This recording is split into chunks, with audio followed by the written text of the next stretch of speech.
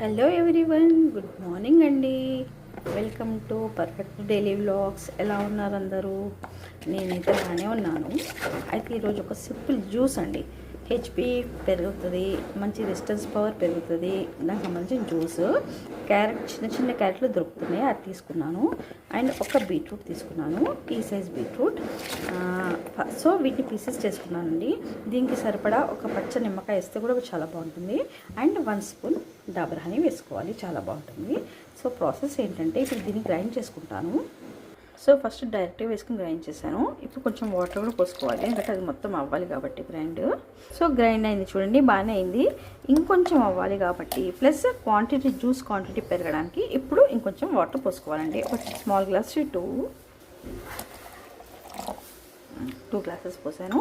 ఇప్పుడు మళ్ళీ ఒకసారి తిప్పి ఒకసారి చూసుకుందాము. సో జ్యూస్ అయిందండి. ఇప్పుడు మనం స్ట్రెయిన్ చేసుకోవాలి. స్ట్రెయినర్ పెట్టేసి, అంటే వడగొట్టాలి. స్ట్రెయినర్తో వడగొడుతున్నాను. సో స్ట్రెయినర్ తోటి ఈ విధంగా మనము ఫిల్టర్ చేసుకోవాలండి. నేను కొంచెం వాటర్ యూజ్ చేసినాను, అది మొత్తం ఫిల్టర్ అవ్వడానికి. జ్యూస్ ఈ విధంగా వచ్చేసిందండి.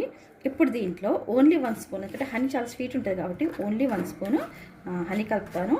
చిన్న ఈ పచ్చ నిమ్మకాయ వేస్తాను.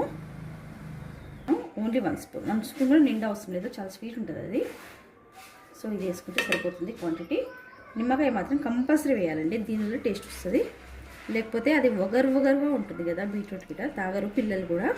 ఈ విధంగా ఒక పచ్చి నిమ్మకాయ వేసేసుకున్నానండి. సో బీట్రూట్ జ్యూస్ రెడీ అండి. So yummy tasty beetroot and carrot juice ready అండి.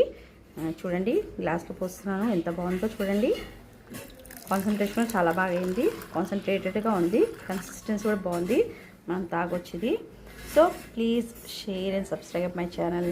ఈ విధంగా డిఫరెంట్వి మీకు చూపిస్తూ ఉంటాను. ఓకేనండి, బాయ్ ఎవ్రీవన్.